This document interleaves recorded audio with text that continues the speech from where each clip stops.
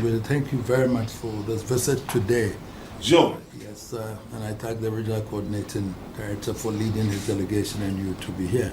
Sure. I know that my relationship with the World Bank dates as far back. Interestingly, I've met 3 presidents from there. Sure. Jim Wolfenson, and then Wolfowitz, and then the last one in 2019 was the one I came to see. Sure.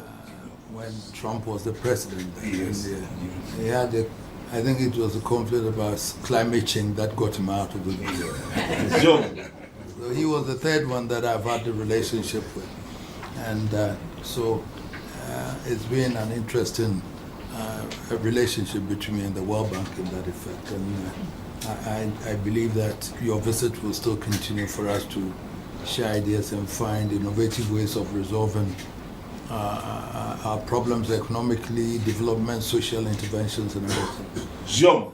I am aware that when I came last time in 2019, I discussed the generation problems, energy generation problems, where we were talking about we're paying in excess of 500, 600 million at that time for energy that we had not used.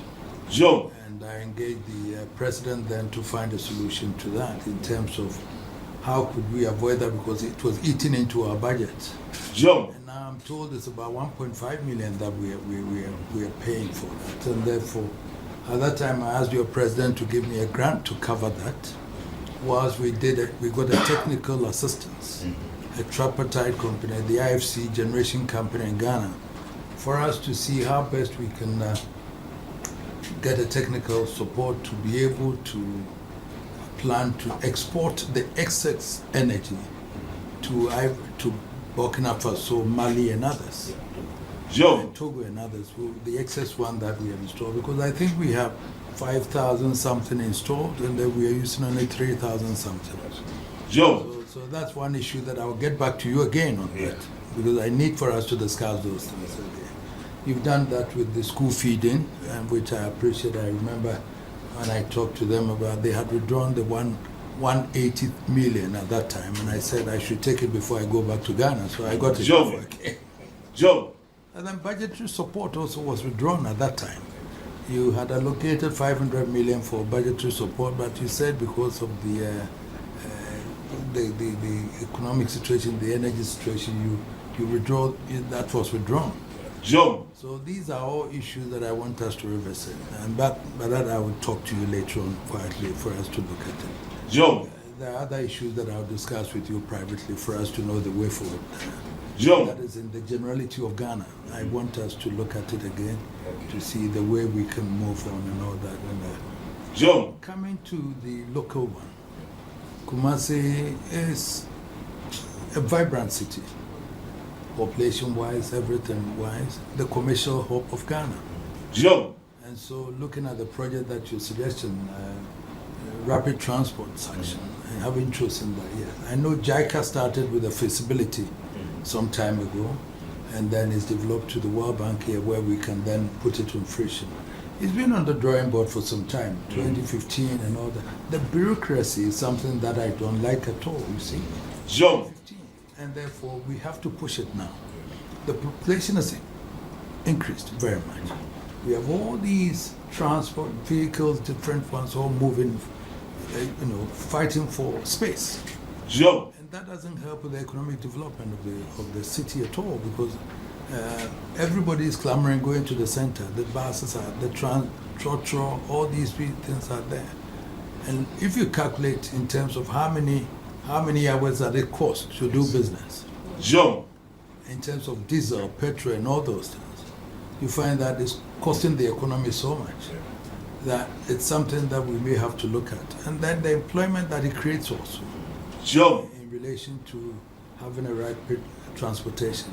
The 28-kilometer one from Ejuso down to a Buakwa section, for example, if we could have that rapid transport and the movement of goods, passengers and everything. Sure. And then the ease with which we can do business together. It's something that we may have to look at seriously. I don't know what is, the country director can tell, I don't know what has delayed this, but the project office, we should own it. It should be here. the project shouldn't be running from Accra when you have a project in Kumasi. The project unit should be here, and the project coordinator must also be resident here. Jump. So that at least the stakeholders, the district assemblies, that would be able to coordinate with them to know how it goes. So these are issues that I want us to look at properly to bring it to fruition. Because if we don't do that, I've always said that it takes time for the World Bank to take a decision. Bureaucracy, going to the desk of this one, approving and all that. But this one, we know the reason why we need that. Jump. Therefore, why can't we implement it?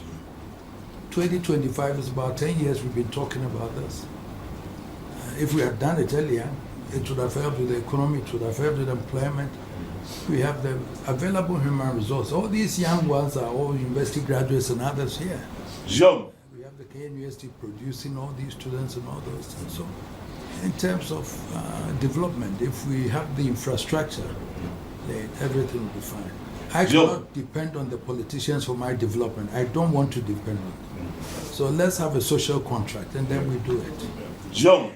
Mr. President, so this is something that I want us to look closely and then do it. I don't know the team, but I want to meet the team after they've left, so I know who are working on this rapid transport thing, so that we can take it up further. And then, if I have to go to the Accra office for them to take me to Washington to defend, then we look at it and do it properly. Jump. Mr. President, I hope when you go back, you allocate some money for that, so we know, so the country director can do it for us.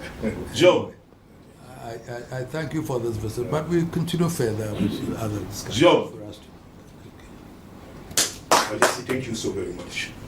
Ghana is a priority for the World Bank. In terms of financial support to the region that I'm leading, Ghana comes number 3 in terms of net commitment as we speak.